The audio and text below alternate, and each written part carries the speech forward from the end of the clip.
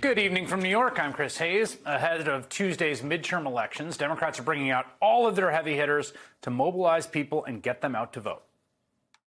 Congressional Republicans, eyeing midterm election victory that could hand them control of the House and Senate, have embraced plans to reduce federal spending on Social Security and Medicare. They're just saying, they're not even hiding it. They're not even hiding it. Ads about crime every 30 seconds, right? No solutions, but just a lot of really fearful, scary pictures and scary music. They don't care about keeping you safe. They want to keep you scared. They have said there will be a national ban on abortion. And we're going to need people in the State House and at a local level who have the courage to stand up and push back against what is happening in our country. These days, just about every Republican politician seems obsessed with two things: owning the libs and getting Donald Trump's approval. That's their agenda. The sitting president and vice president, a former president and a former secretary of state. Not to be outdone, the Republicans have trotted out their biggest star for a rally in Iowa last night, the undisputed leader of the party, the twice impeached ex-president. I should tell you before we get to what happened at that rally, we are expecting a statement from the January 6th committee about the Trump subpoena deadline. He, of course, subpoenaed by the January 6th committee, was supposed to start giving over documents today. If and when we get it, we will let you know about that. But during a predictably rambling rally, Trump teased his forthcoming presidential run, walking up as far to the line as possible without an actual formal announcement, which brings with it a number of legal and financial hurdles.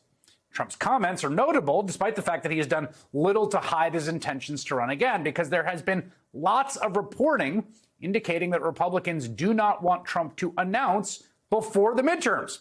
It's a consensus position between both Republican moderates and strategists and the MAGA base, because anyone in the Republican Party with at least half a functioning brain cell understands why Trump announcing early is bad for them. Donald Trump is supremely polarizing. In fact, one of the most unpopular figures in modern political history. Republicans have a lot of momentum heading into Tuesday's midterms. The last thing they want is for Trump to remind everyone that if Republicans win, he will effectively be the shadow Speaker of the House in charge of all major party decisions.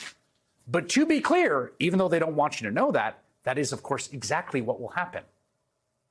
We know this. If you're a generic Republican House candidate running in a swing state like Rhode Island, or you're running in Oregon, blue state, right, and you're in a swing seat, you're not saying, I will be an agent of Donald Trump's political wins when in office, but that is precisely what you are running to be. That is what effectively will happen. If Republicans retake the House, the entire conference, or at least the overwhelming majority of it, will take its marching orders from Trump. He will bark at them to impeach President Joe Biden probably more than once, and they're very likely to try. Then he will bark at them to impeach Biden's cabinet members, too, especially Attorney General Merrick Garland, who Republicans have already said they will try to impeach. And he just so happens to oversee the Department of Justice, which is currently investigating Trump's gross mishandling of some of our nation's most sensitive secrets. And they're almost certainly to listen to that, too. He will bark at them to shut down the government, to default on the debt limit, which would plunge our country into economic catastrophe. We'll see what they do with that. And these so-called moderate Republican candidates in swing districts, they can sell themselves however they want. On crime or inflation or gas prices, or assure you, like, I'm with you on abortion, or I'm not like one of those crazies. Doesn't matter. Doesn't matter. Ultimately, their platform will do nothing to solve any of those problems. Instead, they will be effectively fuel in the engine that is the Republican Party under Donald Trump. Whatever Donald Trump posts online that day, that will be what the Republican Party sets its mind to. That is the dynamic at play here. There's this old cliche in politics, campaigns. Elections come down to change or more of the same. Republicans, as the out-of-power party, they want it to be a change election. They're running against the incumbent party. And they have a pretty easy time making that case, because it is very clear that voters feel unsettled. Heck, I feel unsettled. I think almost everyone feels unsettled. 3 out of 4 Americans think the country's headed on the wrong track. We're in the aftermath of a once-in-a-generation pandemic, which is still going, has killed more than 1 million Americans and counting. It shut down the country, shut down the world in a totally unprecedented way. Had never happened before in human history, basically. The after effects of that have been really hard on people. And there's a tremendous feeling of enduring instability, disruption, disorder.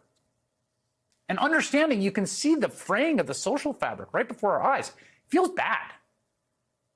Republicans want you to think they are the solution to all those problems. If you see disorder, they will give you order. If you see instability, they will give you stability. That's even though many of them started under Donald Trump. Of course, Republicans are not the solution to any of these problems. They will not usher in a wave of stability or lower prices. That's for a bunch of reasons. But the prime obvious one, staring us all in the face, the guy at the podium last night being like, I'm going to run for president, they are enthralled by and under the command of an agent of pure chaos, whose only goal will be to disrupt things even more. Again, think about the incentives of the two parties as you head into this election. If you are one of those voters who's seeking stability and order, Democrats are the ones far more likely to deliver on that. Because if, for literally no other reason, not even an ideological reason, just the sheer political incentives, their political incentives over the next 2 years are to make American life and the economy as great as possible heading into 2024. Republicans have the opposite incentive structure.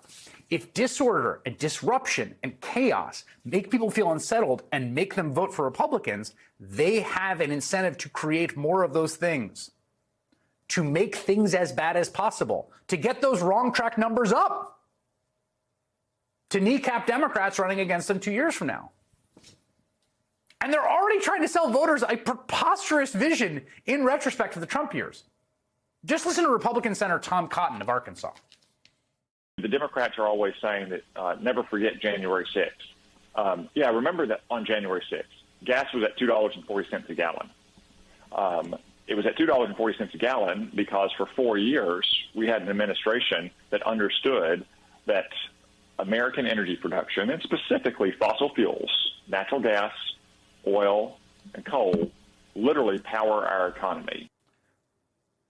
What? That's what you remember about January 6th? First of all, gas was cheap because the global pandemic crushed demand. Barrel of oil went negative at some point. But when you think back to 2020, 2021, January, you think, man, gas was cheap. Because that was, at that very moment he's talking about, was COVID was killing more people every day than literally any other cause of death. 20,000 people dying every week. Almost 10 times more people dying a day than now. So yeah, I mean, I guess if you just don't care about that and you're super focused on gas, better times then. But again, 2020 is not that long ago, okay? We were there. We lived through it. We lived through Trump. We lived through COVID. You do remember what it was actually like under Donald Trump. The chaos, the disruption, the complete negligence from the White House. The feeling that everything was sort of teetering on the edge. And again, that was before COVID hit, when he had inherited a very smooth set of circumstances in a macroeconomy that was growing. He did everything he could to screw it up. That sense of disorder, disruption, instability, chaos, that is what Trump carries with him everywhere he goes. And I'm telling you, I assure you, that is what Trump will bring back if Republicans take power next Tuesday.